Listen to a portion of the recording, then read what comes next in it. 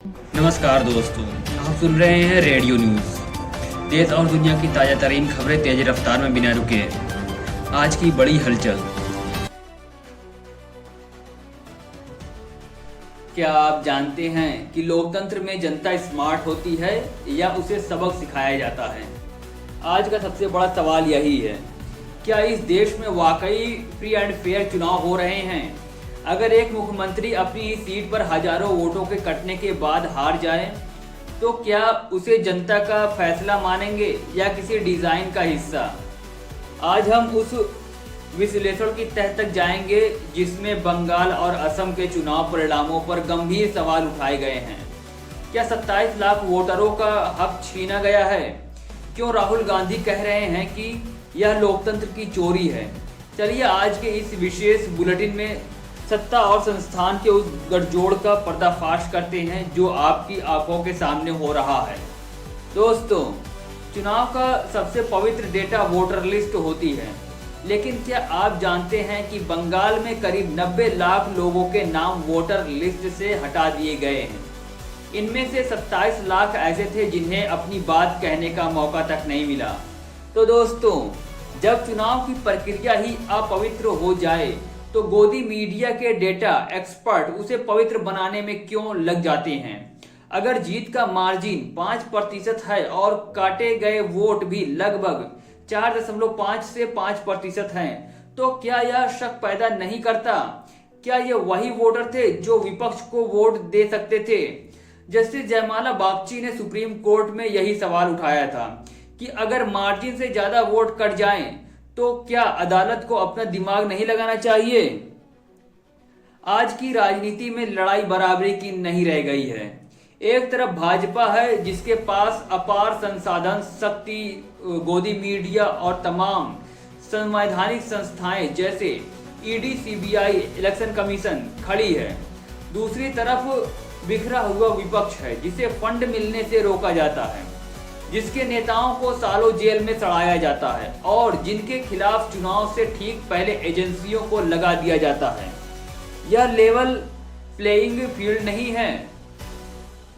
जब चुनाव आयोग घुसपैठ के नाम पर एसआईआर करवाता है और एक भी घुसपैठिया पेश नहीं कर पाता, तो क्या यह सिर्फ हिंदू वोटों को गोलाबंद करने का एक फर्जी एजेंडा नहीं है? क्या हिंदू पहचान के नाम पर हम संस्थाओं खत्म होने पर चुप रहेंगे? राहुल गांधी ने साफ कहा है कि असम और बंगाल में जनादेश की चोरी हुई है, लेकिन बड़ा सवाल विपक्ष के भीतर भी है।